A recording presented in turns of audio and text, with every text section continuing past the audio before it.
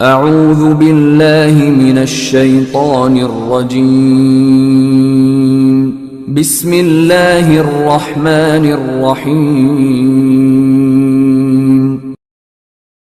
لا إله إلا الله محمد رسول الله لا إله إلا الله محمد رسول الله لا إله إلا الله محمد رسول الله لا إله إلا الله محمد رسول الله.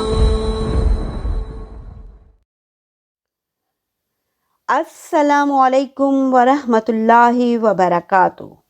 الحمدللہ آج ہم سیرت پاک صلی اللہ علیہ وآلہ وسلم پر اپنے 30ویں لیکچر کا آغاز کرنے جا رہے ہیں۔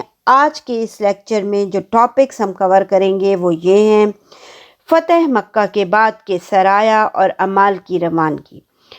سرایہ کے نام یہ ہیں: سریہ عینیہ بن حسن فزاری، سریہ قطبہ بن عامر، سریہ ضحاک بن سفیان، سریہ علقمہ اور سریہ علی بن ابی طالب۔ اس کے علاوہ حاتم طائی کے صاحبزادے عدی بن حاتم کی آپ صلی اللہ علیہ وآلہ وسلم سے گفتگو اور قبول اسلام کا واقعہ۔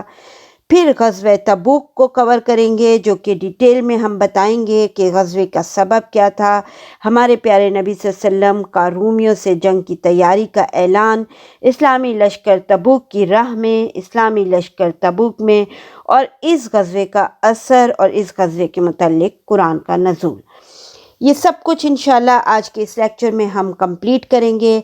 لیکچر سٹارٹ کرنے سے پہلے میں آپ لوگوں سے درخواست کروں گی کہ پلیز اپنے پیارے نبی صلی اللہ علیہ وسلم کی زندگی کے حالات اور واقعات دوسروں تک بھی شیئر کیجیے اور اس چینل کو لائک کیجیے اور سبسکرائب کیجیے۔ اعوذ باللہ من الشیطان الرجیم، بسم اللہ الرحمن الرحیم۔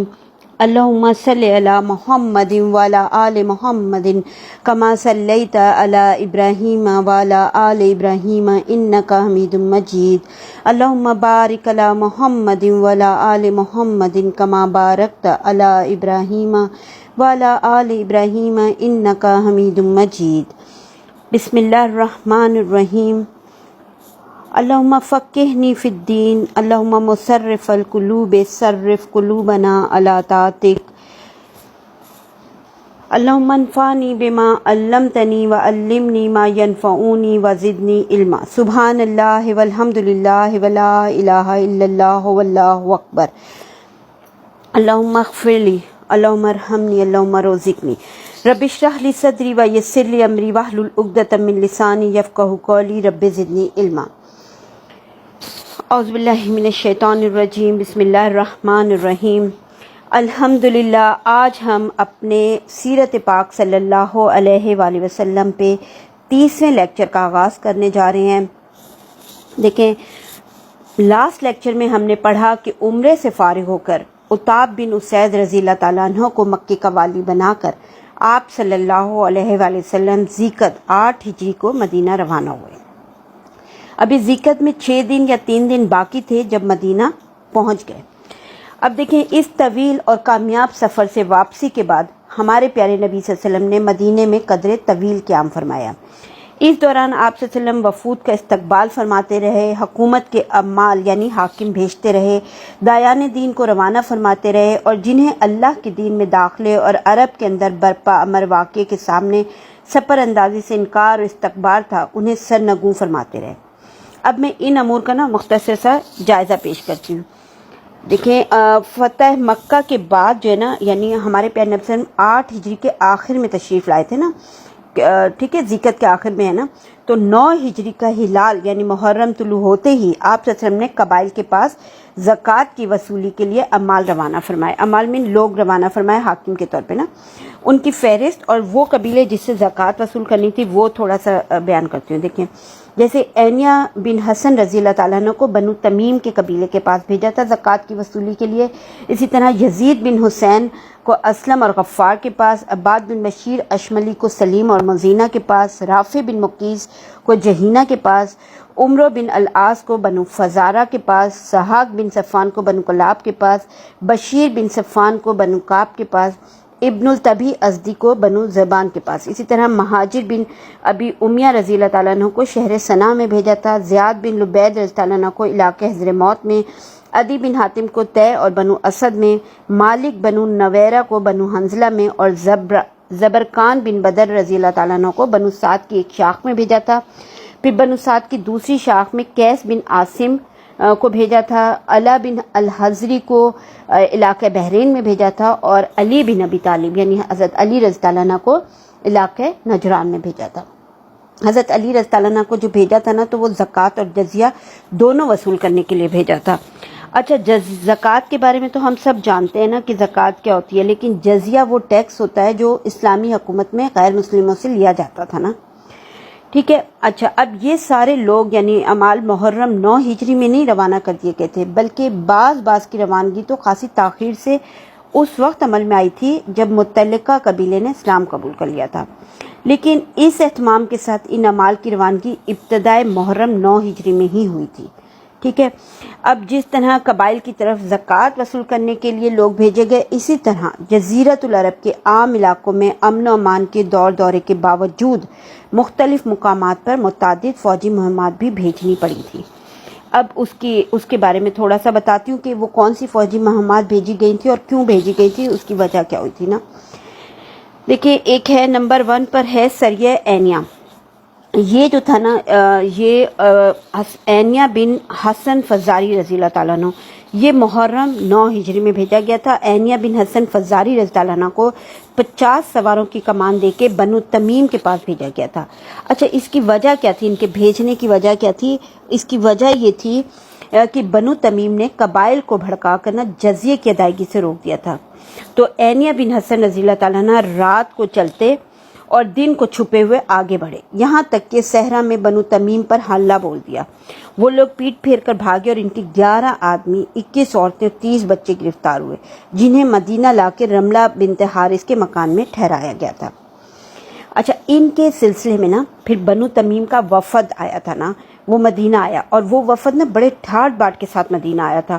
یہ تقریباً نا 70 یا 80 آدمیوں پر مشتمل تھا، اور اس میں نا قبیلے کے بڑے بڑے رؤوسا، آتش بیان خطیب اور بلند پائے شاعر شامل تھے نا۔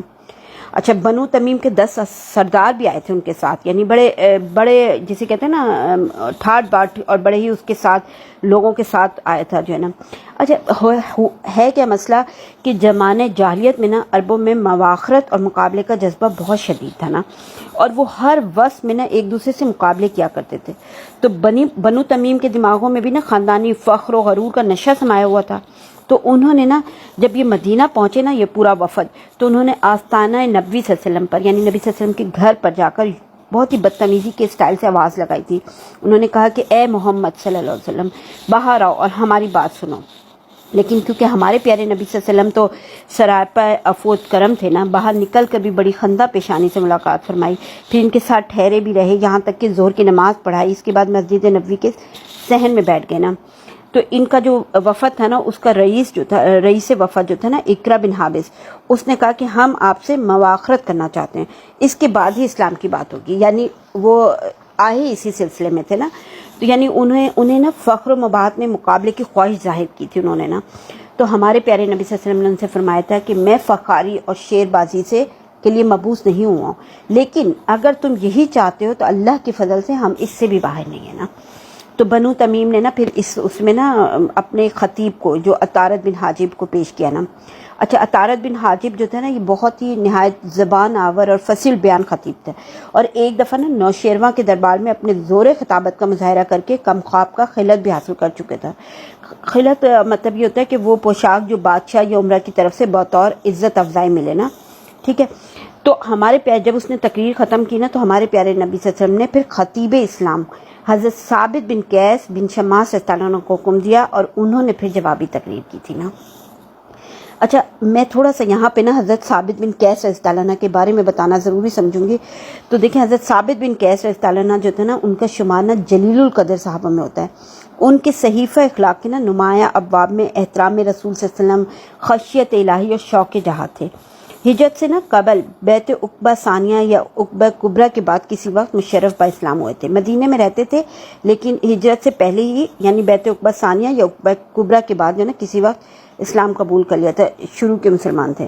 انہوں نے شروع سے آخر تک تمام غزوات نبی صلی اللہ علیہ وسلم میں مجاہدانہ شرکت کی تھی اور ہر مارکے میں بڑی ثابت قدمی سے داد شجاعت حاصل کی تھی۔ ہمارے پیارے نبی صلی اللہ علیہ وسلم کو حضرت ثابت اسلم سے بہت محبت تھی۔ آپ صلی اللہ علیہ وسلم ان پر بڑی شفقت فرماتے تھے نا۔ اگر آپ کو یاد ہو غزوہ بنو قریظہ 23 لیکچر، اس میں ہم نے پڑھا تھا نا کہ جو یہودی قیدی بنائے گئے تھے ان میں حضور صلی اللہ علیہ وسلم نے 2 قیدیوں کی جان بخشی کی تھی نا۔ کون سے 2 قیدی تھے؟ ان میں سے ایک قیدی جو تھا زبیر بن باتا بھی تھا نا۔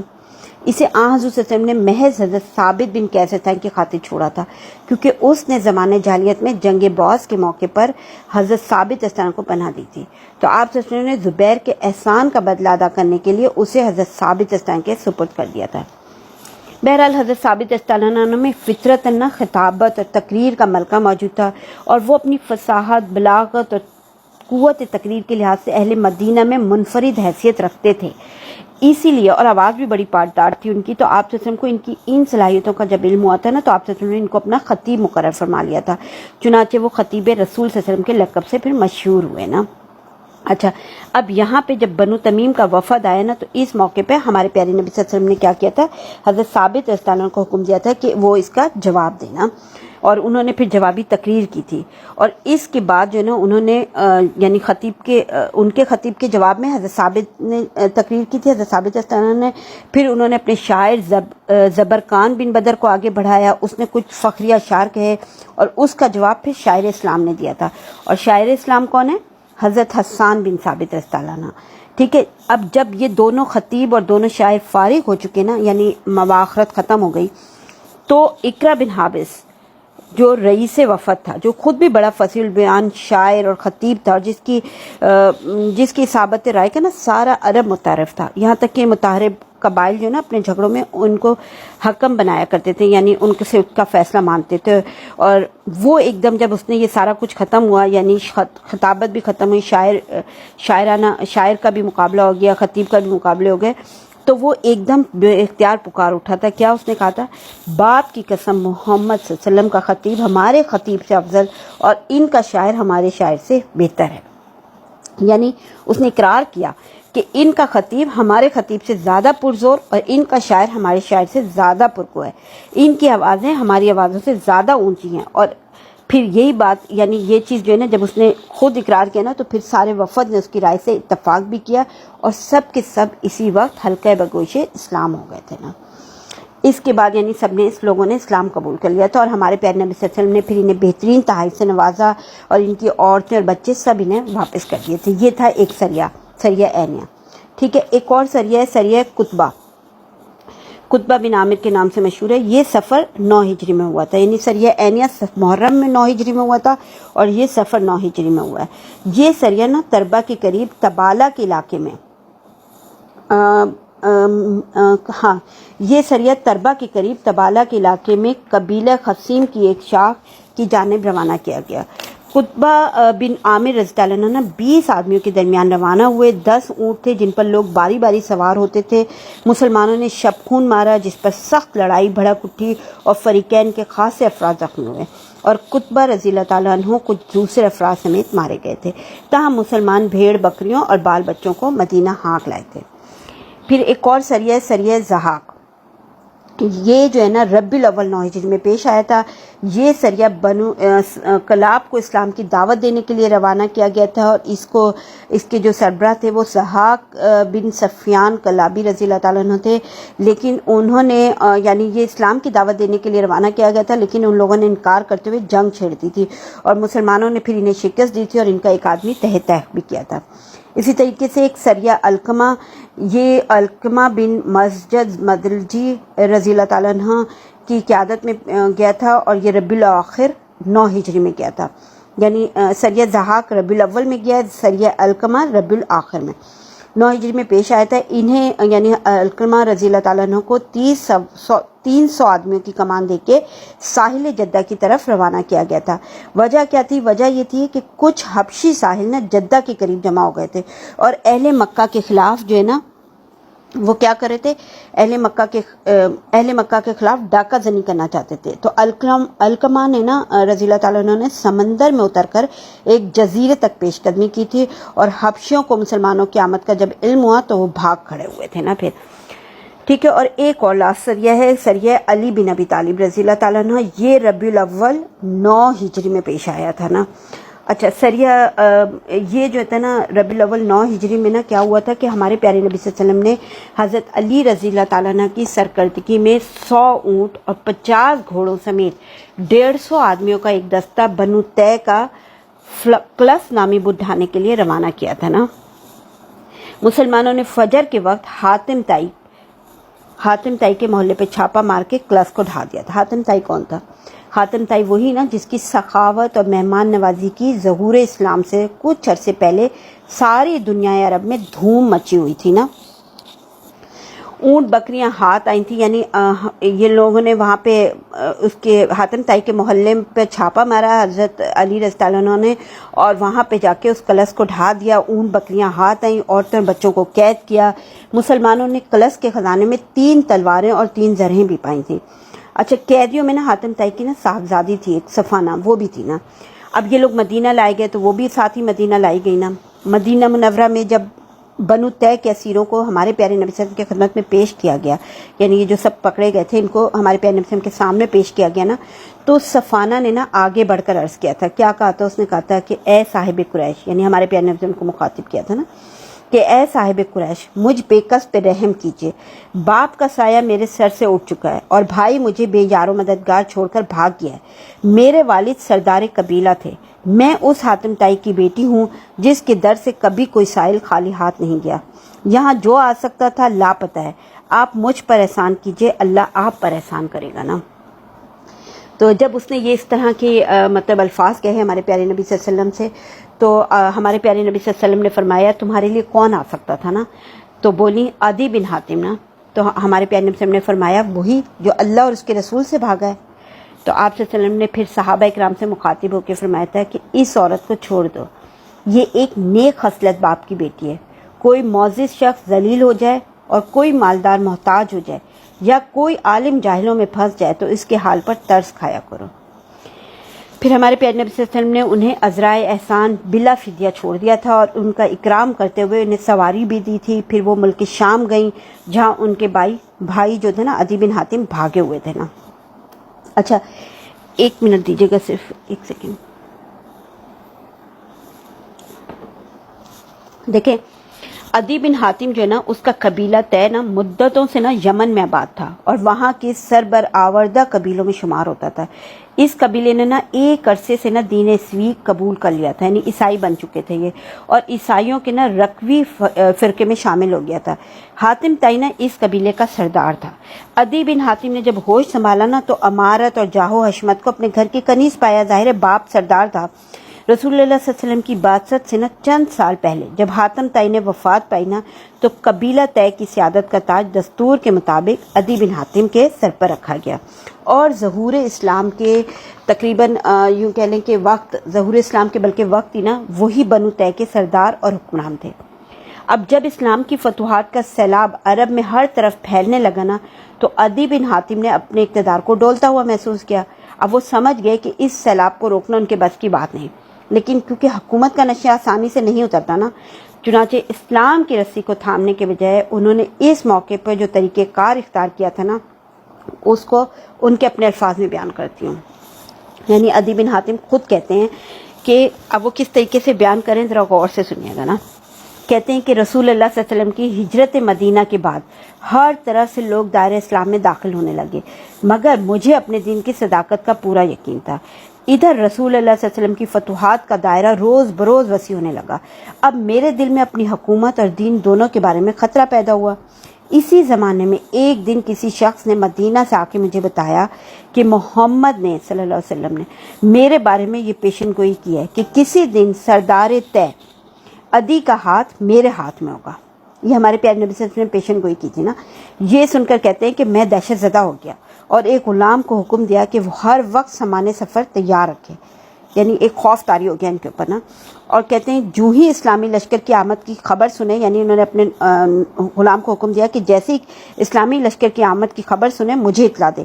کہتے ہیں کہ ایک دن وہ غلام علی الصبح میرے پاس دوڑتا ہوا آیا اور کہا کہ آقا محمد صلی اللہ علیہ وسلم کا لشکر بڑھتا چلا آ رہا ہے.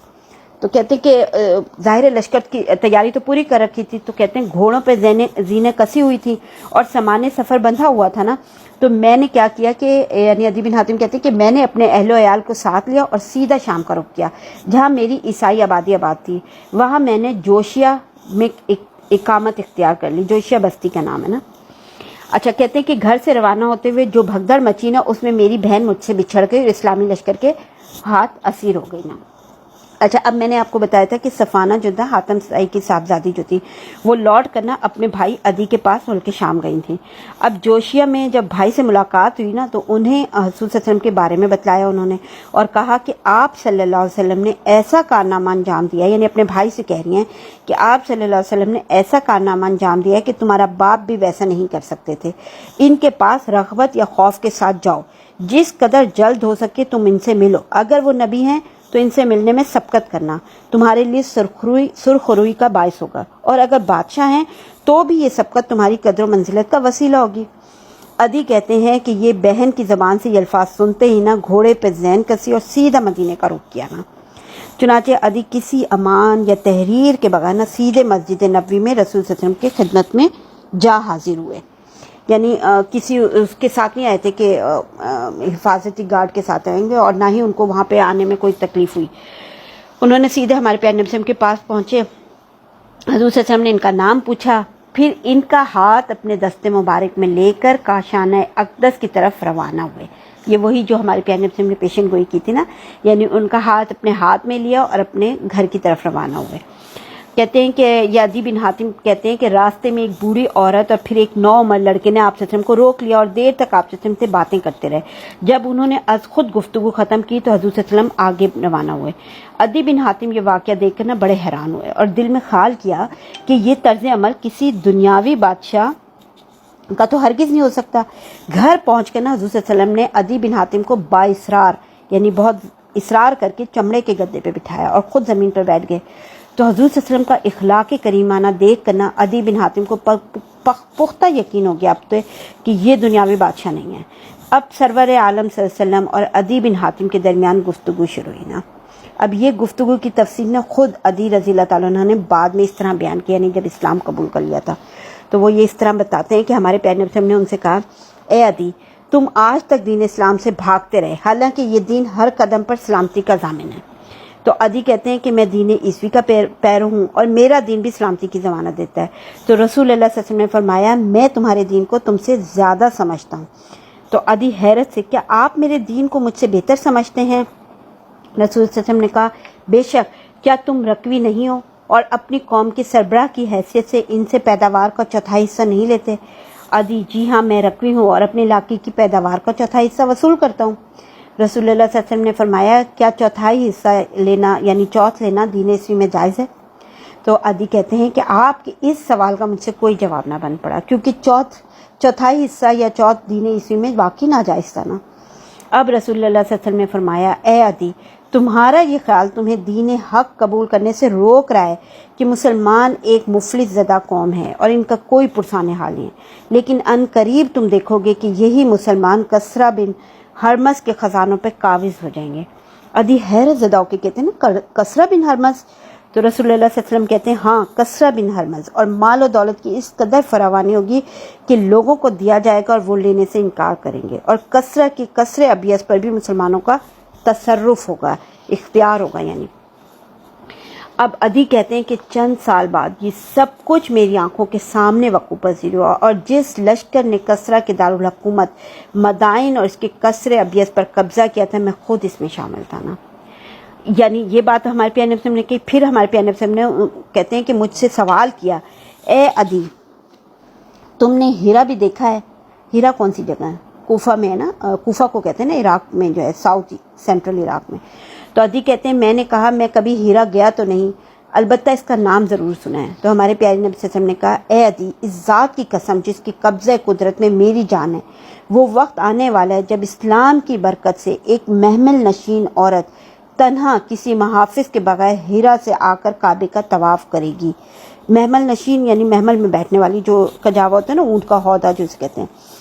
تو کوئی اس کی طرف آنکھ اٹھا کر بھی نہ دیکھے گا۔ اور عدی کہتے ہیں کہ میں نے چند سال بعد بینہ یہی منظر اپنی آنکھوں سے دیکھا کہ ایک محمل نشین خاتون نے تنہا ہیرا سے آ کر کعبے کا طواف کیا، پھر اسی طرح وطن کو واپسی کی۔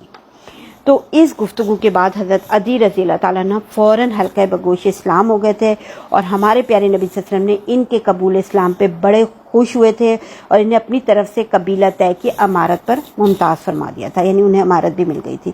اس کے بعد وہ اکثر دربار رسول صلی اللہ علیہ وسلم میں حاضر ہوتے تھے اور فیضان نبوی صلی اللہ علیہ وسلم سے بہرہ یاب ہوتے تھے۔ ایک روایت کے مطابق وفات کے وقت جو نا یعنی حضرت علی رضی اللہ عنہ کی عمر نا 120 برس کی تھی، اور حضرت علی رضی اللہ عنہ کی شہادت کے بعد نا حضرت علی رضی اللہ عنہ نے کوفے میں ہی گوشہ نشینی اختیار کر لی تھی، اور یہیں 67 ہجری میں نا سفر آخرت اختیار کیا تھا۔ ٹھیک ہے، اب یہ تو تھی ساری وہ فوجی مہمات جو جزیرۃ العرب کے عام علاقوں میں بھیجنی پڑی تھی اس وقت، ہے نا۔ اچھا، اب آگے ہم دیکھتے ہیں کہ تھوڑا سا آگے کا میں بتاتی ہوں، ایک سیکنڈ سے نا۔ دیکھیں، ہم نے لاسٹ کے دونوں لیکچرز میں فتح مکہ کور کر لیا تھا، تو دیکھیں فتح مکہ تو حق و باطل کے درمیان ایک فیصلہ کن مارکا تھی نا۔ اس مارکے کے بعد اہل عرب کے نزدیک ہمارے پیارے نبی صلی اللہ علیہ وسلم کی رسالت میں اب کوئی شک باقی نہیں رہ گیا تھا، اسی لیے حالات کی رفتار یکسر بدل گئی تھی اور لوگ اللہ کے دین میں فوج در فوج داخل ہوئے۔ اب اندرونی مشکلات کا تو تقریباً خاتمہ ہو چکا تھا، اور مسلمان شریعت الہی کی تعلیم عام کرنے اور اسلام کی دعوت پھیلانے کے لیے یکسو ہو گئے تھے، مگر اب ایک ایسی طاقت کا رخ مدینے کی طرف ہو چکا تھا جو کسی وجہ جواز کے بغیر مسلمانوں سے چھیڑ چھاڑ کر رہی تھی۔ یہ کون سی طاقت تھی؟ یہ طاقت رومیوں کی تھی، جو اس وقت روئے زمین پر سب سے بڑی فوجی قوت کی حیثیت رکھتی تھی نا۔ پچھلے لیکچرز میں نے بتا چکی ہوں سارا کچھ کہ اس چھیڑ چھاڑ کی ابتدا شرجیل بن عمرو غسانی کے ہاتھوں ہمارے پیارے نبی صلی اللہ علیہ وسلم کے سفیر حضرت حارث بن عمیر ازدی رضی اللہ عنہ کے قتل سے ہوئی تھی، جبکہ وہ جس وقت وہ اللہ تعالیٰ رسول اللہ صلی اللہ علیہ وسلم کا پیغام لے کے بصرہ کے حکمران کے پاس تشریف لے گئے تھے۔ پھر یہ بھی بتایا تھا نا کہ نبی اکرم صلی اللہ علیہ وسلم نے اس کے بعد حضرت زید بن حارثہ رضی اللہ عنہ کی سرکردگی میں ایک لشکر بھیجا تھا جس نے رومیوں سے سرزمین موتا میں خوفناک ٹکر لی تھی۔ یہ سب ہم پیچھے پڑ چکے ہیں، مگر یہ لشکر ان متکبر ظالموں سے انتقام لینے میں کامیاب نہیں ہوا تھا، البتہ اس نے دور نزدیک کے عرب باشندوں پر نہایت بہترین اثرات چھوڑے تھے نا۔ ٹھیک ہے، ان پہ ایک بہت ہی پازیٹیو اثر پڑا تھا۔ اب کیسر روم جو تھا نا، ان اثرات کو اور ان کے نتیجے میں عرب قبائل کے اندر روم سے آزادی اور مسلمانوں کی ہم نوائی کے لیے پیدا ہونے والے جذبات کو نظر انداز نہیں کر سکتا تھا۔ اگر میں یہاں پہ ایک بات کہوں آپ کو کہ جو فرسٹ لیکچر میں ہم نے میپ سینڈ کیا تھا، اس میں ہم نے دیکھا تھا نا کہ جو اوپر سیریا کا ایریا تھا، یعنی شام کا ایریا، جو اس وقت اردن بھی تھا، اس میں فلسطین بھی تھا، اس میں سیریا بھی تھا، اس کے پیچھے تو پورے رومن امپائر ہے نا۔ تو جو وہ ایریا تھا وہ آل غسان تھے نا، وہ سارے قبائل جو اس کے ادھر رہتے تھے وہ سارے آل غسان کے انڈر میں آتے تھے، اور ان کے پیچھے رومن امپائرز کی حکمرانی تھی۔ تو کیسر روم کو جو نا اپنے لیے خطرہ تھا، یہ اس کے لیے یقیناً ایک خطرہ تھا نا، جو قدم بقدم اس کی سرحد کی طرف بڑھ رہا تھا اور عرب سے ملی ہوئی سرحد شام کے لیے چیلنج بنتا جا رہا تھا۔ اس لیے کیسر روم نے سوچا کہ مسلمانوں کی قوت کو ایک عظیم اور ناقابل شکست خطرے کی صورت اختیار کرنے سے پہلے کچل دینا ضروری ہے نا۔ ان مصلحتوں کے پیش نظر ابھی جنگ موتا پر 1 سال بھی نہ گزرا تھا کہ کیسر روم نے رومی باشندوں اور اپنے ماتحت عربوں یعنی آل غسان پر وغیرہ پر مشتمل فوج کی فراہمی شروع کر دی اور ایک خون ریز اور فیصلہ کن مارکے کی تیاری میں لگ گیا۔ کون سا مارکا ہوا تھا؟ یہ غزوہ تبوک کا باعث بنا۔ ٹھیک ہے، یہ مارکا غزوہ تبوک کا باعث بنا تھا۔ دیکھیں، ادھر مدینے میں بھی نا پے دے پے خبریں پہنچ رہی تھیں کہ روم مسلمانوں کے خلاف ایک فیصلہ کن مارکے کی تیاری کر رہے ہیں۔ اس کی وجہ سے مسلمانوں کو ہمہ وقت کھٹکا لگا رہتا تھا اور ان کے کان کسی بھی غیر متعد آواز کو سن کر فوراً کھڑے ہو جاتے تھے، اور وہ سمجھتے تھے کہ رومیوں کا ریلا آ گیا ہے نا۔ اس کا اندازہ اس واقعے سے ہوتا ہے۔ ایک چھوٹا سا واقعہ ہے کہ اسی 9 ہجری میں نا نبی اکرم صلی اللہ علیہ وسلم نے اپنی ازواج مطہرات سے نا ناراض ہو کر 1 مہینے کے لیے ایلا کر لیا تھا۔ آئی ڈونٹ نو، تلفظ شاید صحیح نہیں ہے میرا۔ انہیں چھوڑ کر نا ایک بالا خانہ میں علیحدہ ہو گئے تھے۔ صحابہ کرام رضی اللہ تعالیٰ عنہ کو ابتدائی حقیقت حال معلوم نہ ہو سکی تھی، تو انہوں نے سمجھا کہ نبی صلی اللہ علیہ وسلم نے طلاق دے دی ہے، بہرحال حضرت عمر بن خطاب رضی اللہ عنہ بیان کرتے ہیں کہ میرا ایک انصاری ساتھی تھا، جب وہ خدمت نبی صلی اللہ علیہ وسلم میں موجود رہتا تو وہ میرے پاس خبریں لاتا، اور جب وہ موجود نہ ہوتا تو میں اس کے پاس خبریں لے جاتا. یعنی یہ دونوں، حضرت عمر رضی اللہ عنہ اور ان کا ساتھی، یہ دونوں اوالی مدینہ میں رہتے تھے نا، تو ایک دوسرے کے پڑوسی تھے اور باری باری ہمارے پیارے نبی صلی اللہ علیہ وسلم کی خدمت میں حاضر ہوتے تھے. کہتے ہیں کہ اس زمانے میں ہمیں شاہ غسان کا خطرہ لگا ہوا تھا. ہمیں بتایا گیا تھا کہ ہم پر یورش کرنا چاہتا ہے، اس کی وجہ سے ہمارے سینے بھرے ہوئے تھے. ایک روز کہتے ہیں حضرت عمر رضی اللہ عنہ کہتے ہیں کہ اچانک میرا انصاری ساتھی دروازہ پیٹنے لگا اور کہنے لگا کھولو کھولو. میں نے کہا کیا غسانی آ گئے ہیں؟ اس نے کہا نہیں، بلکہ اس سے بھی بڑی بات ہو گئی ہے، رسول اللہ صلی اللہ علیہ وسلم نے اپنی بیویوں سے علیحدہ ہو گئے ہیں. یعنی یہ ایک واقعہ ہے اس سے صورتحال کی سنگینی کا اندازہ لگایا جا سکتا ہے جو اس وقت رومیوں کی جانب سے مسلمانوں کو درپیش تھے. اچھا، یہ یعنی رومی بڑی فوج تھے اور بہت بڑی فوج تھے نا. اب اس میں مزید اضافہ نا منافقین کر رہے تھے، اور منافقین کی ان ریشہ دوانیوں سے ہوا جو انہوں نے رومیوں کی تیاری کی خبریں مدینہ پہنچنے کے بعد شروع کی تھیں. دیکھیں یہ حقیقت تھی، اس کے باوجود یہ منافقین کیونکہ دیکھیں یہ دیکھ چکے تھے نا کہ ہمارے پیارے نبی صلی اللہ علیہ وسلم ہر مدینے میں میدان میں کامیاب ہیں اور روئے زمین کی کسی طاقت سے نہیں ڈرتے، بلکہ جو رکاوٹیں آپ صلی اللہ علیہ وسلم کی راہ میں حائل ہوتی ہیں وہ پاش پاش ہو جاتی ہیں. یہ کتنے عرصے سے یہ دیکھ رہے تھے سب کچھ. اس کے باوجود جو نا منافقین کو یہ امید باندھ لی تھی کہ مسلمانوں کے خلاف انہوں نے اپنے سینوں میں جو دیرینہ آرزو چھپا رکھی ہے نا، اور جس گردش دوراں کا وہ عرصے سے انتظار کر رہے تھے، اب اس کی تکمیل کا وقت آ گیا ہے. اپنے اسی تصور کی بنا پر انہوں نے کیا کیا تھا، ایک مسجد تعمیر کی تھی نا. مسجد کی شکل میں نا یوں کہہ لیں کہ سیسا کاری اور سازش کی ایک بھٹ تیار کی تھی. بھٹ یعنی سانپ کا بل مسجد کی شکل میں تیار کیا تھا. یہ مسجد زرار کے نام سے مشہور ہوئی تھی نا. اچھا، اس کی بنیاد نا اہل ایمان کے درمیان تفرقہ اندازی اور اللہ اور اس کے رسول کے ساتھ کفر اور ان سے لڑنے والوں کے لیے گھات کی جگہ فراہم کرنے کے ناپاک مقصد پر رکھی تھی انہوں نے. پھر رسول اللہ صلی اللہ علیہ وسلم سے گزارش بھی کی تھی کہ آپ اس میں نماز پڑھ دیں. کیوں گزارش کی تھی؟ کیونکہ اس سے منافقین کا مقصد یہ تھا کہ وہ اہل ایمان کو فریب میں رکھیں اور انہیں پتہ نہ لگنے دیں کہ اس مسجد میں ان کے خلاف سازش اور سیسا کاری کی کارروائیاں انجام دی جا رہی ہیں، اور مسلمان اس مسجد میں آنے جانے والوں پر نظر بھی نہ رکھیں. کیونکہ ہمارے پیارے نبی سے ہم نماز وہاں پڑھوا دیتے تو وہ تو یہی سمجھتے نا کہ یہ مسجد ہے. لیکن رسول اللہ صلی اللہ علیہ وسلم نے اس مسجد میں نماز کی ادائیگی کو نا جنگ تبوک سے واپسی تک کے لیے مؤخر کر دیا تھا، کیونکہ آپ صلی اللہ علیہ وسلم تیاری میں مشغول تھے اور اتنی بڑی تیاری کرنی تھی، اتنی بڑی طاقت سے مقابلہ کرنے جا رہے تھے، تو اس کی وجہ سے نماز نہیں پڑھائی تھی. اور منافقین اپنے مقصد میں پھر کامیاب بھی نہیں ہو سکے تھے، کیونکہ اللہ نے ان کا پردہ نا جنگ تبوک سے واپسی سے پہلے ہی چاک کر دیا تھا. چنانچہ آپ صلی اللہ علیہ وسلم نے غزے سے واپس آ کے اس مسجد میں نماز پڑھنے کے بجائے اسے منہدم کر دیا تھا نا. اچھا، بہرحال ان حالات اور خبروں کا مسلمان نہ سامنا کر ہی رہے تھے کہ انہیں اچانک نہ ملک شام سے تیل لے کر آنے والے نبطیوں سے معلوم ہوا کہ ہرقل نے 40,000 سپاہیوں کا ایک لشکر جرار تیار کیا اور روم کے ایک عظیم کمانڈر کو اس کی کمان سونپی ہے. اپنے جھنڈے تلے عیسائی لحم و جزام وغیرہ کو بھی جمع کر لیا اور ان کا ہر اول دستہ بلکہ پہنچ چکا ہے. اس طرح ایک بڑا خطرہ مجسم ہو کر مسلمانوں کے سامنے آ گیا. پھر جس بات سے صورتحال کی نزاکت میں مزید اضافہ ہو رہا تھا، یعنی ایک یہ بہت بڑی طاقت سامنے آ گئی کہ ان سے مقابلے کے لیے، اور اب یہ ہو رہا تھا کہ وہ یہ تھی کہ زمانہ سخت گرمی کا تھا نا. لوگ تنگی اور قحط سالی کی آزمائش سے دو چار تھے. پھل پک چکے تھے اور لوگ پھل اور سائے میں رہنا چاہتے تھے، یعنی فصل تیار ہو رہی تھی، پک کے تیار ہوتی، اس کی کٹائی کا زمانہ آ رہا تھا اور وہ فی الفور روانگی نہیں چاہتے تھے لوگ جو ہے نا. ان سب سے بڑھ کے مسافت کی دوری اور راستے کی پیچیدگی اور دشواری. کافی دور کا سفر ہے اور پیچیدہ سفر ہے، لیکن ہمارے پیارے نبی صلی اللہ علیہ وسلم حالات و تغیرات کا مطالعہ نہ کہیں زیادہ باریک بینی سے فرما رہے تھے. یہ سب چیزیں یعنی فیکٹ تھے، یہ سب فیکٹ تھے کہ ایک بہت بڑی طاقت سامنے ہے، اوپر سے یہاں فصل پکنے کا ٹائم ہے، مسافت اتنی دور کی. لیکن ہمارے پیارے نبی صلی اللہ علیہ وسلم تو ایک بہت ہی باریک بینی سے اس کا مطالعہ کرے تھے کہ حالات کے اوپر نا. اب دیکھیں آپ صلی اللہ علیہ وسلم سمجھ رہے تھے نا کہ اگر آپ صلی اللہ علیہ وسلم نے ان فیصلہ کن لمحات میں رومیوں سے جنگ لڑنے میں کاہلی اور سستی سے کام لیا، رومیوں کو مسلمانوں کے زیر اثر علاقوں میں گھسنے دیا اور وہ مدینے تک بڑھ اور چڑھ آئے، تو اسلامی دعوت پہ اس کے نہایت برے اثرات مرتب ہوں گے. کیسے؟ کون سے اثرات مرتب ہوں گے وہ اب میں آپ کو بتاتی ہوں.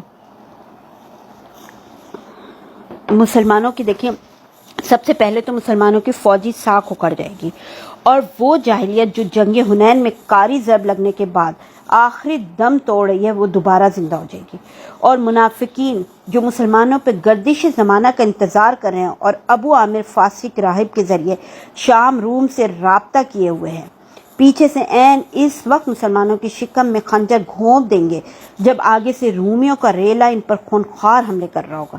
اس طرح وہ بہت ساری کوشش رائگاں چلی جائے گی نا جو آپ صلی اللہ علیہ وسلم نے اور آپ صلی اللہ علیہ وسلم کے صحابہ اکرام نے اسلام کی نشر و اشاعت میں صرف کی تھی، اور بہت ساری کامیابیاں ناکامی میں تبدیل ہو جائیں گی جو طویل اور خون ریز جنگوں اور مسلسل فوجی دوڑ دھوپ کے بعد حاصل ہو چکی تھی۔ اب تو ہمارے پیارے نبی صلی اللہ علیہ وسلم نے ان نتائج کو اچھی طرح سمجھ رہے تھے، اسی لیے مفلسی دشواری کے باوجود آپ صلی اللہ علیہ وسلم نے طے کیا کہ رومیوں کو دارالاسلام کی طرف پیش قدمی کی مہلت دیے بغیر خود ان کے علاقے اور حدود میں گھس کر ان کے خلاف ایک فیصلہ کن جنگ لڑنی ہے۔ ٹھیک ہے، اب یہ معاملہ طے کرنے کے بعد آپ صلی اللہ علیہ وسلم نے صحابہ کرام میں اعلان فرما دیا کہ لڑائی کی تیاری کریں۔ قبائل عرب اور اہل مکہ کو بھی پیغام دیا کہ لڑائی کے لیے نکل پڑے۔ اب کی بار آپ صلی اللہ علیہ وسلم نے صاف صاف اعلان فرما دیا کہ رومیوں سے جنگ کا ارادہ ہے تاکہ لوگ مکمل تیاری کر لیں۔ آپ صلی اللہ علیہ وسلم اس موقع پر لوگوں کو جہاد کی ترغیب بھی دی، اور جنگ ہی پر ابھارنے کے لیے سورہ توبہ کا ایک ٹکڑا نازل ہوا، یعنی اللہ تعالیٰ کا کلام بھی اس سلسلے میں نازل ہوا۔ ساتھ ہی آپ صلی اللہ علیہ وسلم نے صدقہ و خیرات کرنے کی فضیلت بیان کی اور اللہ کی راہ میں اپنا نفیس مال خرچ کرنے کی رغبت دلائی۔ صحابہ اکرام رضی اللہ تعالیٰ عنہ نے جو ہی رسول اللہ صلی اللہ علیہ وسلم کا ارشاد سنا کہ آپ صلی اللہ علیہ وسلم رومیوں سے جنگ کی دعوت دے رہے ہیں، جھٹ اس کی تعمیر کے لیے دوڑ پڑے اور پوری تیز رفتاری سے لڑائی کی تیاری شروع کر دی۔ قبیلے اور برداریاں ہر جانب سے مدینہ میں اترنا شروع ہو گئیں، اور سوائے ان لوگوں کے جن کے دلوں میں نفاق کی بیماری تھی، کسی مسلمان نے اس غزوے میں پیچھے رہنا گوارا نہیں کیا۔ البتہ 3 مسلمان اس سے مستثنیٰ ہیں کہ صحیح الایمان ہونے کے باوجود انہوں نے غزوے میں شرکت نہ کی تھی۔ یعنی حالت یہ تھی اس وقت کہ حاجت مند اور فاقہ مست لوگ آتے اور رسول اللہ صلی اللہ علیہ وسلم سے درخواست کرتے کہ ان کے لیے سواری فراہم کر دیں۔ یعنی ہر ایک شدت سے چاہ رہا تھا کہ اس غزوے میں شریک ہو، اور ہر ایک نے اس میں شرکت کی، چاہے غریب تھے، چاہے امیر تھے، چاہے ان کے پاس سواری تھی یا نہیں تھی نا۔ اچھا، اس سواری کے سلسلے میں اس کے میں یعنی جو لوگ آتے تھے، یہ لکھا ہے نا یہاں پہ کہ حاجت مند اور فاقہ مست لوگ آئے اور ہمارے پیارے نبی صلی اللہ علیہ وسلم سے درخواست کی انہوں نے سواری کے لیے، تاکہ وہ رومیوں کے ساتھ جنگ میں شریک ہو سکیں، اور ہمارے پیارے نبی صلی اللہ علیہ وسلم نے ان سے معذرت کی تھی نا پھر۔ تو اس کے بارے میں سورہ توبہ میں کی آیت نمبر 92 میں بھی آتا ہے نا وہ اس طریقے سے کہ میں تمہیں سوار کرنے کے لیے کچھ نہیں پاتا، تو وہ اس حالت میں واپس ہوتے کہ ان کی آنکھوں سے آنسو روا ہوتے کہ وہ خرچ کرنے کے لیے کچھ نہیں پا رہے۔ یعنی اسی طریقے سے نا مسلمانوں نے صدقہ و خیرات کرنے میں بھی ایک دوسرے سے آگے نکل جانے کی کوشش کی، یعنی ایک تو جنگ میں شرکت کے لیے کوشش کر رہے تھے، ایک صدقہ و خیرات جو کے لیے جو ہمارے پیارے نبی نے کہا تھا انہیں، تو اس میں بھی آگے بڑھ کے کر رہے تھے سب۔ حضرت عثمان بن عفان رضی اللہ عنہ کے بارے میں کہا جاتا ہے کہ انہوں نے ملک شام کے لیے قافلہ تیار کیا تھا نا، جس میں پالان اور کجاوے سمیت 200 اونٹ تھے اور 200 اوقیہ یعنی 29.5 کلو چاندی تھی، اور آپ نے نا یہ سب صدقہ کر دیا تھا۔ اس کے بعد پھر 100 اونٹ پالان اور جاوے سمیت صدقہ کیا۔ اس کے بعد 1000 دینار جو تقریباً 5.5 کلو سونے کے سکے لے آئے، انہیں نبی صلی اللہ علیہ وسلم کی آغوش میں بکھیر دیا، یعنی گود میں ڈال دیا تھا۔ تو ہمارے پیارے نبی صلی اللہ علیہ وسلم انہیں الٹتے جاتے تھے اور فرماتے جاتے تھے آج کے اس بعد عثمان جو بھی کرے انہیں ضرر نہ ہوگا۔ اس کے بعد حضرت عثمان نے پھر صدقہ کیا، یہاں تک کہ ان کے صدقے کی مقدار نقدی کے علاوہ 900 اونٹ اور 100 گھوڑے تک جا پہنچی۔ 900 اونٹ اور 100 گھوڑے اور نقدی علیحدہ، اور نقدی میں کتنے دیکھیں 29 کلو چاندی، 29.5 کلو چاندی اور 5.5 کلو سونے کے سکے، کتنی بڑی اماؤنٹ میں صدقہ کیا ہے۔ اسی طریقے سے حضرت عبد الرحمن بن عوف رضی اللہ عنہ 200 اوقیہ یعنی 29.5 کلو چاندی لے کے، حضرت ابو بکر صدیق رضی اللہ عنہ نے تو اپنا سارا ہی مال حاضر خدمت کر دیا تھا، اور بال بچوں کے لیے اللہ اور اس کے رسول کے سوا کچھ نہیں چھوڑا تھا، اور سب سے پہلے یہی اپنا صدقہ بھی لے کر تشریف لائے تھے۔ اسی طریقے سے حضرت عمر رضی اللہ عنہ نے اپنا آدھا مال خیرات کیا، حضرت عباس رضی اللہ عنہ بہت سارا مال لائے، حضرت طلحہ، سعد بن عبادہ، محمد بن مسلمہ بھی کافی مال لائے، حضرت عاصم بن عدی رضی اللہ عنہ 90 وسق یعنی 13,500 کلو یعنی تقریباً 13.5 ٹن کھجور لے کر آئے۔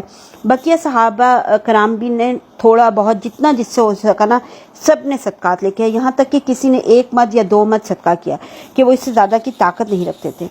عورتوں نے بھی اپنے ہار، بازو بند، پازیب، بالی، انگوٹھی وغیرہ جو ہو سکا نا سب صدقہ کرنے کے لیے آگے پیش کیا نا۔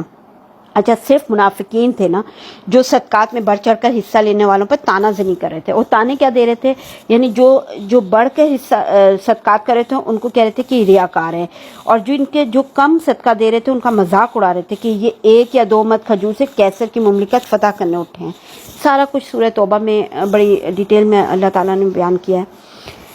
دیکھیں اس کے بعد جو ہے نا، یعنی اس دھوم دھام، جوش و خروش اور بھاگ دوڑ کے نتیجے میں نا لشکر تیار ہو گیا، تو رسول اللہ صلی اللہ علیہ وسلم نے حضرت محمد بن مسلمہ رضی اللہ تعالیٰ عنہ کو کہا، اور کہا جاتا ہے کہ سبا بن عرفہ رضی اللہ عنہ کو مدینے کا گورنر بنایا، یعنی یا تو حضرت محمد بن مسلمہ کو بنایا تھا یا سبا بن عرفہ رضی اللہ عنہ کو، اور حضرت علی بن ابی طالب رضی اللہ تعالیٰ عنہ کو اپنے اہل و عیال کی دیکھ بھال کے لیے مدینہ ہی میں رہنے کا حکم دیا تھا۔ لیکن یعنی حضرت علی بن طالب مدینہ میں رکے تھے اپنے اہل و عیال کی دیکھ بھال کرنے کے لیے، لیکن یہاں پر نا منافقین نے ان پر تانا زنی کی تھی نا، تو وہ مدینے سے نکل پڑے اور پھر رسول اللہ سے جا ملے تھے، لیکن پھر آپ صلی اللہ علیہ وسلم نے واپس مدینہ کر دیا تھا، بھیجا تھا واپس، اور فرمایا تھا کہ کیا تم اس بات سے راضی نہیں، مجھ سے تمہیں وہی نسبت ہو جو حضرت موسیٰ علیہ السلام سے حضرت ہارون علیہ السلام کو تھی، البتہ میرے بعد کوئی نبی نہ ہوگا نا۔ تو یہ یعنی حضرت علی رضی اللہ عنہ کو یہ کہہ کر واپس بھیج دیا تھا ہمارے پیارے نبی صلی اللہ علیہ وسلم نے مدینہ۔ بہرحال ہمارے پیارے نبی صلی اللہ علیہ وسلم نے اس انتظام کے بعد شمال کی جانب کوچ فرمایا، اور نسائی کی روایت کے مطابق یہ جمعرات کا دن تھا، منزل تبوک تھی، لیکن لشکر آلدو بڑا تھا، 30,000 مردان جنگی تھے، اس سے پہلے مسلمانوں کا اتنا بڑا لشکر کبھی فراہم نہ ہوا تھا، اور دوسری طرف مسلمان ہر چند مال خرچ کرنے کے باوجود لشکر پوری طرح تیار نہ کر سکے تھے۔ دیکھیں نا، صدقہ خیرات بہت بڑی اماؤنٹ میں کیا گیا، لیکن کیونکہ لشکر بہت بڑا تھا اور مسافت بھی بہت دور کی تھی نا، تو بہت سارا مال جمع کرنے کے باوجود اچھے سے لشکر تیار نہ ہو سکا، بلکہ سواری اور توشے کی سخت کمی تھی۔ چنانچہ 18 آدمیوں پر ایک اونٹ تھا جس پر یہ لوگ باری باری سفر کرتے تھے۔ اسی طرح کھانے کے لیے بسا اوقات درختوں کی پتیاں استعمال کرنی پڑی تھیں، جس سے ہونٹوں میں ورم آ گیا تھا، مجبوراً اونٹوں کو قلت کے باوجود ذبح کرنا پڑا، اسی لیے نا اس لشکر کا نام جو ہے نا جیش اسرت یعنی تنگی کا لشکر پڑ گیا تھا نا۔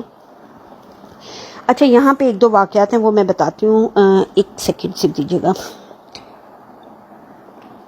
تبوک کی راہ میں نا لشکر کا گزرنا ہجر یعنی دیار سمود سے ہوا۔ سمود وہ قوم تھی نا جس نے وادی القریٰ کے اندر چٹانیں تراش کے مکانات بنائے تھے، تو صحابہ کرام نے نا وہاں کے کنویں سے پانی لے لیا تھا، لیکن جب چلنے لگے نا تو رسول اللہ صلی اللہ علیہ وسلم نے فرمایا تم یہاں کا پانی نہ پینا، اس سے نماز کے لیے وضو نہ کرنا، جو آٹا تم لوگوں نے گوندھ رکھا ہے اسے جانوروں کو کھلا دو، خود نہ کھانا۔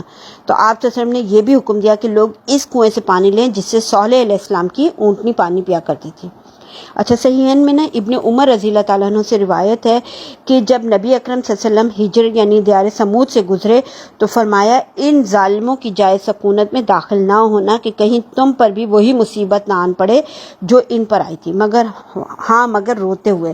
پھر آپ صلی اللہ علیہ وسلم نے اپنا سر ڈھکا اور تیزی سے چل کر وادی پار کر گیا۔ اچھا، ایک اور چیز یہ ہے کہ راستے میں نا لشکر کو پانی کی سخت ضرورت پڑی تھی، حتیٰ کہ لوگوں نے رسول اللہ صلی اللہ علیہ وسلم شکوہ کیا تو آپ صلی اللہ علیہ وسلم نے اللہ سے دعا کی تھی، اللہ نے بادل بھیج دیا تھا، بارش ہوئی تھی اور لوگوں نے سیر ہو کر پانی پیا تھا اور ضرورت کا پانی لاد بھی لیا تھا۔ پھر ایک اور واقعہ یہ ہے کہ جب تبوک کے قریب پہنچے نا تو آپ صلی اللہ علیہ وسلم نے فرمایا تھا کہ کل انشاءاللہ تم لوگ تبوک کے چشمے پر پہنچ جاؤ گے، لیکن چاشت سے پہلے نہیں پہنچو گے، یعنی چاشت کے وقت سے پہلے نہیں پہنچو گے، لہٰذا جو شخص وہاں پہنچے اس کے پانی کو ہاتھ نہ لگائے یہاں تک کہ میں آ جاؤں۔ حضرت معاذ رضی اللہ تعالیٰ عنہ کا بیان ہے کہ ہم لوگ پہنچے تو وہاں 2 آدمی پہلے ہی پہنچ چکے تھے، چشمے سے تھوڑا تھوڑا پانی آ رہا تھا۔ رسول اللہ صلی اللہ علیہ وسلم نے دریافت کیا ان لوگوں سے کہ کیا تم دونوں نے اس کے پانی کو ہاتھ لگایا ہے؟ تو انہوں نے کہا ہاں۔ تو آپ صلی اللہ علیہ وسلم نے ان دونوں سے جو کچھ اللہ نے چاہا فرمایا، پھر چشمے سے چلو کے ذریعے تھوڑا تھوڑا پانی نکالا یہاں تک کہ قدرے جمع ہو گیا، پھر رسول اللہ صلی اللہ علیہ وسلم نے اس میں اپنا چہرہ اور ہاتھ دھویا، اسے چشمے میں انڈیل دیا، اس کے بعد چشمے سے خوب پانی آیا، صحابہ کرام نے سیر ہو کے پانی پیا، پھر رسول صلی اللہ علیہ وسلم نے فرمایا اے معاذ اگر تمہاری زندگی دراز ہوئی تو تم اس مقام کو باغات سے ہرا بھرا دیکھو گے۔ یہ سب ہمارے پیارے نبی وسلم کی معجزات ہی ہیں نا۔ دیکھیں اب ایک اور بات ہے کہ ایک اور واقعہ یہ ہے کہ راستے ہی میں یا تبوک پہنچ کر نا، روایات میں اس میں نا تھوڑا سا اختلاف ہے نا، رسول اللہ صلی اللہ علیہ وسلم نے فرمایا آج رات تم پر سخت آندھی چلے گی، لہٰذا کوئی نہ اٹھے، اور جس کے پاس اونٹ ہو وہ اس کی رسی مضبوطی سے باندھے۔ چنانچہ سخت آندھی چلی، ایک شخص کھڑا ہو گیا تو آندھی نے اسے اڑا کر طے کے 2 پہاڑیوں کے درمیان پاس پھینک دیا۔ آندھیاں بہت تیز چلتی ہیں نا عرب کنٹریز میں، اکثر ہوتا ہے یہ، ہم نے تو خود بھی سعودی عرب میں دیکھی ہے ایک دفعہ۔ اچھا ایک اور بات یہاں کہ راستے میں نا رسول اللہ صلی اللہ علیہ وسلم کا معمول تھا کہ آپ ظہر اور عصر کی نمازیں نا اکٹھا اور مغرب اور عشاء کی نمازیں اکٹھا پڑھا کرتے تھے، یعنی سفر کے دوران میں، ایسے نہیں سفر کے دوران میں جمع تقدیم بھی کرتے تھے اور جمع تاخیر بھی۔ اب جمع تقدیم سے کیا مراد ہے؟ جمع تقدیم کا مطلب یہ ہوتا ہے کہ ظہر اور عصر دونوں ظہر کے وقت میں، تقدیم مطلب پہلے، یعنی جو ظہر اور عصر میں کون سی نماز پہلے؟ ظہر کی، تو ظہر کے ٹائم پہ ظہر اور عصر دونوں کی نماز پڑھ لیتے تھے۔ اسی طریقے سے مغرب اور عشاء میں مغرب پہلے آتی ہے تو مغرب کے ٹائم پہ عشاء کی نماز بھی پڑھ لیتے تھے، یہ جمع تقدیم کہلایا، ٹھیک ہے۔ جمع تاخیر کا مطلب یہ ہوتا ہے کہ یعنی ظہر اور عصر میں، کیونکہ عصر کی نماز بعد میں ہوتی ہے تو عصر کے ٹائم پہ ظہر کی نماز بھی پڑھ لی، اور اسی طریقے سے مغرب اور عشاء میں دونوں نمازیں، یعنی مغرب اور عشاء دونوں کی نمازیں عشاء کے وقت پڑھ لی۔ تو اس طریقے سے ہمارے پیارے نبی ہم جمع و تقدیم کرتے تھے اور جمع تاخیر بھی کی ہے سفر کے دوران میں۔ اچھا اب اسلامی لشکر تبوک میں اتر کر خیمہ زن ہوا اور وہ رومیوں سے 2 ہاتھ کرنے کے لیے تیار تھا۔ پھر رسول اللہ صلی اللہ علیہ وسلم نے اہل لشکر کو مخاطب کر کے نہایت بلیغ خطبہ دیا، دنیا اور آخرت کی بھلائی کی رغبت دلائی، اللہ کے عذاب سے ڈرایا، اس کے انعامات کی خوشخبری دی۔ اس طرح فوج کا حوصلہ بلند ہو گیا۔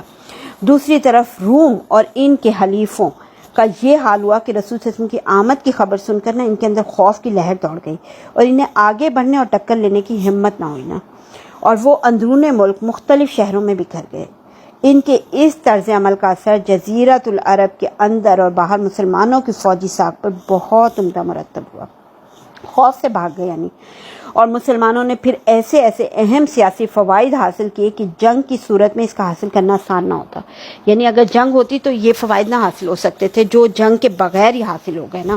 اب وہ فوائد ذرا غور سے سنیں کیا کیا حاصل ہوئے نا۔ وہاں پہنچ کے یعنی ایلا کے حاکم یحییٰ بن روبہ نے آپ صلی اللہ علیہ وسلم کی خدمت میں حاضر ہو کے جزیہ کی ادائیگی منظور کی اور صلح کا معاہدہ کیا۔ جربہ اور ازرق کے باشندوں نے بھی خدمت نبوی میں حاضر ہو کے جزیہ دینا منظور کیا۔ رسول اللہ صلی اللہ علیہ وسلم نے ان کے لیے ایک تحریر لکھ دی جو ان کے پاس محفوظ تھی۔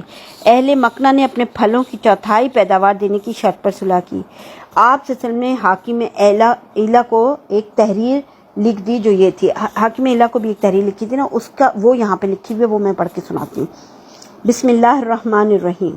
یہ پروانہ امن ہے اللہ کی جانب سے اور نبی محمد صلی اللہ علیہ وسلم کی جانب، رسول اللہ صلی اللہ علیہ وسلم کی جانب سے، یحییٰ بن روبہ اور باشندگان ایلا کے لیے۔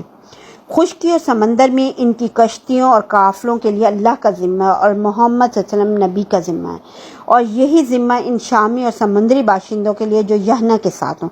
ہاں اگر ان کا کوئی آدمی گڑبڑ کرے گا تو اس کا مال اس کی جان کے آگے روک نہ بن سکے گا، اور جو آدمی اس کا مال لے لے گا اس کے لیے وہ حلال ہوگا۔ انہیں کسی چشمے پہ اترنے اور خشکی یا سمندر کے کسی راستے پہ چلنے سے منع نہیں کیا جا سکتا۔ یہ تحریر تھی نا۔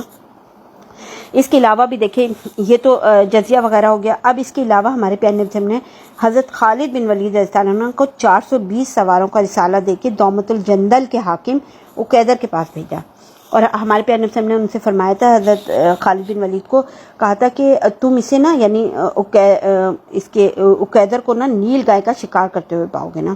تو حضرت خالد بن ولید رضی اللہ عنہ نا وہاں پہنچ گئے، تشریف لے گئے۔ جب اتنے فاصلے پہ رہ گئے کہ قلعہ صاف نظر آ رہا تھا نا، تو اچانک ایک نیل گائے نکلی نا اور قلعے کے دروازے پہ سینگ رگڑنے لگی نا۔ عقید اس کی شکار کو نکلا۔ چاندنی رات تھی، حضرت خالد رضی اللہ عنہ ان کے سواروں نے اسے جا لیا اور گرفتار کر کے رسول صلی اللہ علیہ وسلم کی خدمت میں حاضر کیا نا۔ آپ صلی اللہ علیہ وسلم نے پھر اس کی جان بخشی کی اور 2000 اونٹ، 800 غلام، 400 زریں، 400 نیزوں کی شرط پہ مساحلت فرمائی۔ اس نے جزیہ بھی دینے کا اقرار کیا، چنانچہ آپ صلی اللہ علیہ وسلم نے اس سے یحییٰ سمیت دوما، تبوک، ایلا اور تیمہ کی شرائط پر معاملہ طے کیا۔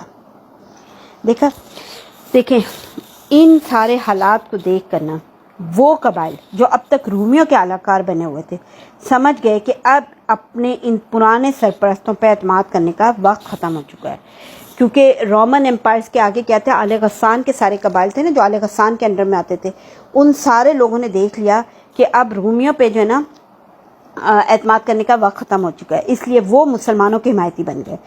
اس طرح اسلامی حکومت کی سرحدیں وسیع ہو کر براہ راست رومی سرحد سے جا ملی۔ پہلے لیکچر میں جو میپ سینڈ کیا تھا نا، تو آپ اس کو ذہن میں لے کے آئیے تو دیکھیں کہ پورا اندرونی سارے قبائل تو ویسے ہی ہمارے پیارے نبی صلی اللہ علیہ وسلم نے سارے کے سارے اس میں آ گئے تھے، اسلام کے اس میں، مکہ سے لے کے مدینہ تک، اور پھر اوپر شمال کی جانب میں یعنی پورا جو ہے نا رومن امپائر سے پیچھے پورا شام سیریا کا ایریا، تمام آل غسان، وہ سب کے سب بھی اب کیا ہو گئے، مسلمانوں کے پاس ہو گئے۔ ٹھیک ہے،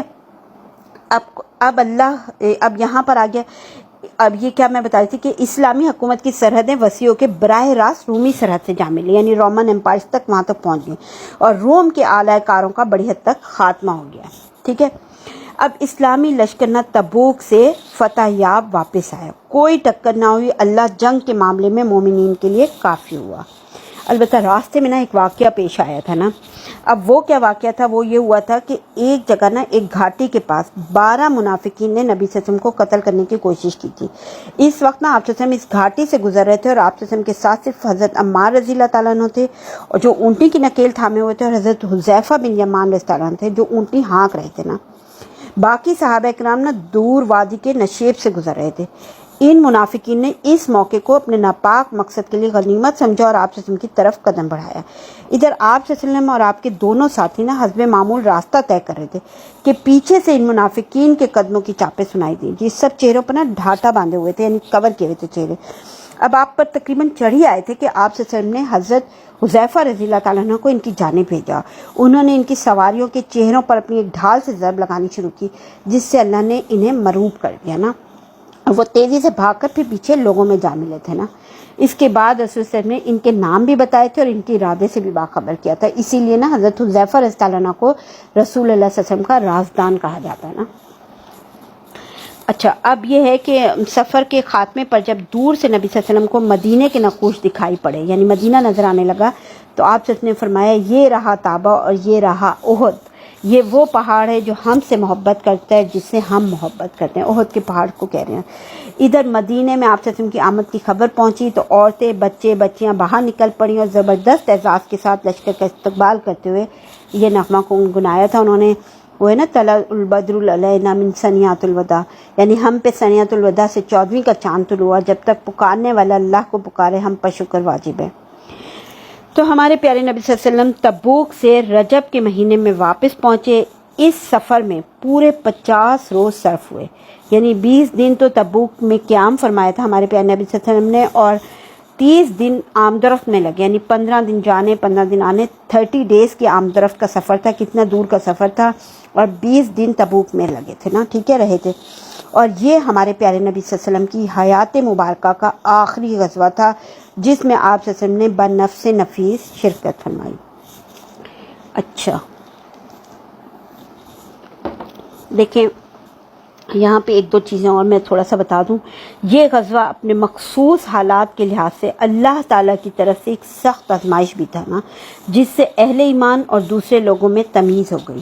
چنانچہ اس غزوے میں سارے کے سارے مومنین صادقین نے شرکت کی تھی، اور اس سے غیر حاضری نفاق کی علامت قرار پائی تھی۔ چنانچہ کیفیت یہ تھی کہ اگر کوئی پیچھے رہ گیا تھا اور اس کا ذکر رسول صلی اللہ علیہ وسلم سے کیا جاتا تو آپ صلی اللہ علیہ وسلم فرماتے کہ اسے چھوڑو، اگر اس میں خیر ہے تو اللہ اسے جلدی تمہارے پاس پہنچا دے گا، اور اگر ایسا نہیں ہے تو پھر اللہ نے تمہیں اس سے راحت دے دی۔ یعنی غرض اس غزوے سے یا تو وہ لوگ پیچھے رہے تھے جو معذور تھے، یا جو لوگ منافق تھے جنہوں نے اللہ اور اس کے رسول سے ایمان کا جھوٹا دعویٰ کیا تھا، اور اب جھوٹا عذر پیش کر کے غزوہ میں شریک نہ ہونے کی اجازت لے لی تھی اور پیچھے بیٹھ رہے تھے، یا صرف اجازت لیے بغیر ہی بیٹھ رہے تھے۔ ہاں، 3 آدمی ایسے تھے جو سچے اور پکے مومن تھے اور کسی جواز کے بغیر پیچھے رہ گئے تھے۔ انہیں اللہ نے آزمائش میں ڈالا اور پھر ان کی توبہ قبول کی تھی نا۔ اب اس کی تفصیل یہ ہے کہ واپسی پہ ہمارے پیارے نبی صلی اللہ علیہ وسلم جب مدینہ میں داخل ہوئے نا، تو حسب معمول سب سے پہلے نا مسجد نبوی میں تشریف لے گئے تھے۔ وہاں 2 رکعت نماز پڑھی. یعنی آپ دیکھیں کہ اتنے لمبے سفر سے آ رہے ہیں اور پھر سیدھے مسجد نبوی میں، یعنی کہ جا کے آرام کر رہے ہیں. ہم تو تھوڑا سا باہر سے پھر کے آئے تو پہلے لیٹتے ہیں آ کے کہ تھک گئے. تو اور یہ سفر بھی کس پہ کر رہے ہیں؟ اونٹوں پہ، گھوڑوں پہ، گاڑیوں میں سفر نہیں ہو رہا. تو ہمارے پیارے نبی صلی اللہ علیہ وسلم واپسی پہ سیدھے جو ہے نا سب سے پہلے مسجد نبوی میں تشریف لے گئے، وہاں 2 رکعت نماز پڑھی، پھر لوگوں کی خاطر بیٹھ گئے. ادھر منافقین نے نا، جن کی تعداد 80 سے کچھ زیادہ تھی، آ کر معذرتیں شروع کر دی، قسمیں کھانے لگے. آپ صلی اللہ علیہ وسلم نے ان سے ان کا ظاہر قبول کرتے ہوئے بیعت کر لی اور دعائے مغفرت کر ان کا باطن اللہ کے حوالے کر دیا. باقی رہے تینوں مومنین صادقین. وہ کون تھے؟ کعب بن مالک رضی اللہ عنہ، مرارہ بن ربی، ہلال بن امیہ رضی اللہ عنہ. تو انہوں نے سچائی اختیار کرتے ہوئے اقرار کیا کہ ہم نے کسی مجبوری کے بغیر غزوے میں شرکت نہیں کی تھی. یعنی منافقین تو بہانے بنا رہے تھے، یہ وجہ تھی، وہ وجہ تھی، ہم یوں نہیں آئے، یوں نہیں گئے، لیکن انہوں نے تینوں نے اقرار کیا کہ ہم سچائی کے ساتھ اقرار کیا کہ ہم نے کسی مجبوری کے بغیر غزوے میں شرکت نہیں کی. اس پر رسول صلی اللہ علیہ وسلم نے صحابہ کرام کو حکم دیا کہ ان تینوں سے بات چیت نہ کریں. ہم نے پہلے بھی پڑھا تھا نا کہ ہمارے پیارے نبی صلی اللہ علیہ وسلم منافقین سے نہیں الجھتے تھے، ان کا ظاہر کے اوپر ان کا حساب چھوڑ دیا، اللہ کے اوپر چھوڑ دیا ان کا معاملہ. لیکن کیونکہ یہ پکے سچے مومن تھے تو ان کے اوپر کیا کیا گیا تھا کہ اللہ تعالیٰ نے آزمائش میں ڈالا انہیں، اور ان کی پھر توبہ قبول بھی ہوئی تھی. تو ہمارے پیارے نبی نے صحابہ کرام کو حکم دیا کہ ان تینوں سے بات چیت نہ کریں. چنانچہ ان کے خلاف سخت بائیکاٹ شروع ہو گیا، لوگ بدل گئے، زمین بھیانک بن گئی، کشادگی کے باوجود تنگ ہو گئی. خود ان کی اپنی جان پر بنائی سختی یہاں تک بڑھی کہ 40 روز گزرنے کے بعد حکم دیا کہ اپنی عورتوں سے بھی الگ رہیں. جب بائیکاٹ 50 روز پورے ہو گئے تو اللہ نے ان کی توبہ قبول کیے جانے کا مژدہ نازل کیا. 50 روز 50 ڈیز، تقریباً 2 مہینے. اس کا بارے میں نا سورہ توبہ میں آتا ہے کافی. سورہ توبہ جب انشاءاللہ پڑھیں گے تو اس میں دیکھیں گے. اچھا، یہ ایک تو یہ لوگ تھے پکے سچے مسلمان، اور دوسرے میں نے بھی جیسے بتایا کہ منافقین تھے جنہوں نے گئے نہیں تھے. اچھا، اس کے علاوہ جو ہے نا جو لوگ معذوری کی وجہ سے غزوے میں شریک نہ ہو سکے تھے تو ان کے بارے میں تو اللہ نے خود ہی فرما دیا تھا کہ کمزوروں پر، مریضوں پر، اور جو لوگ خرچ کرنے کے لیے کچھ نہ پائیں ان پر کوئی حرج نہیں، جبکہ وہ اللہ اور اس کے رسول کے خیر خواہ ہوں. تو ان کے متعلق تو ہمارے پیارے نبی صلی اللہ علیہ وسلم نے بھی مدینہ کے قریب پہنچ کے فرمایا تھا نا کہ مدینہ میں کچھ ایسے لوگ ہیں کہ تم نے جس جگہ بھی سفر کیا اور جو وادی بھی طے کی وہ تمہارے ساتھ رہے. انہیں عذر نے روک رکھا تھا. دلوں کے حال تو اللہ جانتا ہے نا، یعنی سچی نیت تو تھی ان کی لیکن ان کو عذر نے روک رکھا تھا. تو لوگوں نے اس پہ کہا تھا کہ یا رسول اللہ صلی اللہ علیہ وسلم وہ مدینہ میں رہتے ہوئے بھی ہمارے ساتھ تھے. تو آپ نے فرمایا تھا ہاں، مدینہ میں رہتے ہوئے بھی. دیکھیں اب یہ پورا غزوہ جو ہے نا جزیرۃ العرب پر مسلمانوں کا اثر پھیلانے اور اسے تقویت پہنچانے میں بڑا مؤثر ثابت ہوا. اب لوگوں پر یہ بات اچھی طرح واضح ہو گئی کہ اب جزیرۃ العرب میں اسلام کی طاقت کے سوا اور کوئی طاقت زندہ نہیں رہ سکتی. اس طرح جاہلین اور منافقین کی وہ بچی کچی آرزوں اور امیدیں بھی ختم ہو گئیں جو مسلمانوں کے خلاف گردش زمانہ کے انتظار میں ان کے نہاں خانہ دل میں پنہاں تھیں. یعنی جو منافقین وہ رکھتے تھے کہ شاید روم سے لڑائی ہوگی تو مسلمان ختم ہو جائیں گے، سب امیدوں پہ پانی پھر گیا ان کے، کیونکہ ان کی ساری امیدیں آرزوؤں کا محور تو رومی طاقت تھی نا. اور اس غزوے میں اس کا بھی بھرم کھل گیا تھا، اس لیے ان حضرات کے بھی حوصلے ٹوٹ گئے.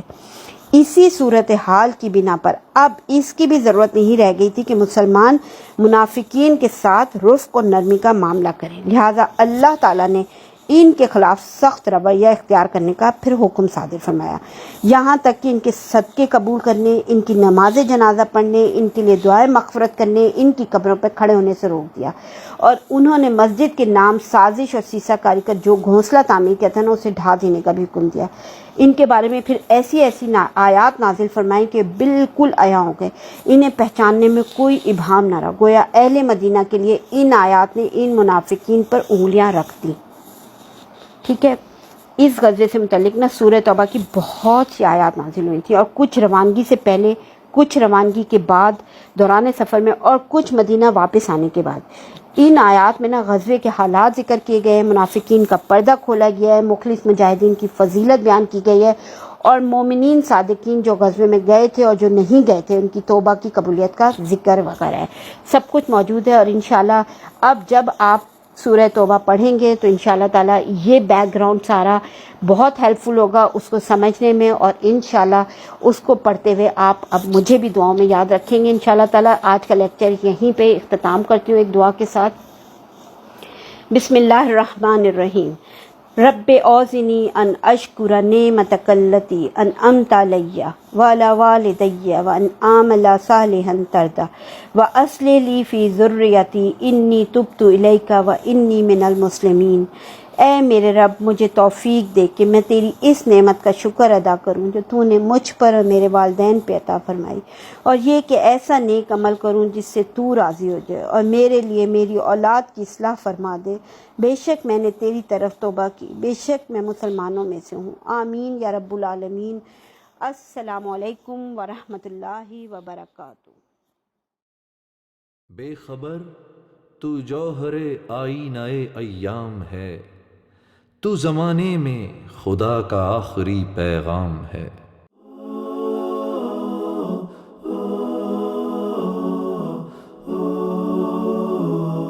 بدیع الزمان اے رسول امی خاتم المرسلین، تجھ سا کوئی نہیں، تجھ سا کوئی نہیں، ہے عقیدہ یہ اپنا بصدق و یقین، تجھ سا کوئی نہیں، تجھ سا کوئی نہیں، اے رسول امی خاتم المرسلین، تجھ سا کوئی نہیں، تجھ سا کوئی نہیں، ہے عقیدہ یہ اپنا بصدق و یقین، تجھ سا کوئی نہیں، تجھ سا کوئی نہیں، اے رسول امی خاتم المرسلین۔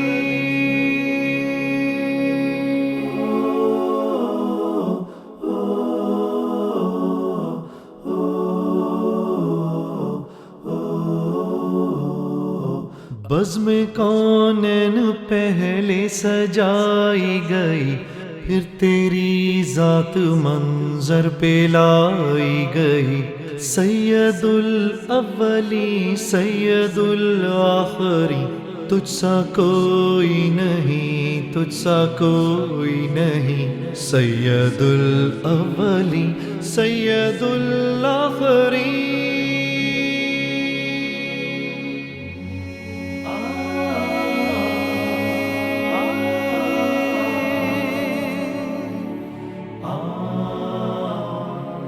مصطفیٰ مجتبیٰ تیری مدح و ثنا میرے بس میں نہیں، دسترس میں نہیں، دل کو ہمت نہیں، لب کو یارا نہیں، تجھ سا کوئی نہیں، تجھ سا کوئی نہیں، مصطفیٰ مجتبیٰ تیری مدح و ثنا دل کو ہمت نہیں، لب کو یارا نہیں، اے رسول امی تجھ سا کوئی نہیں۔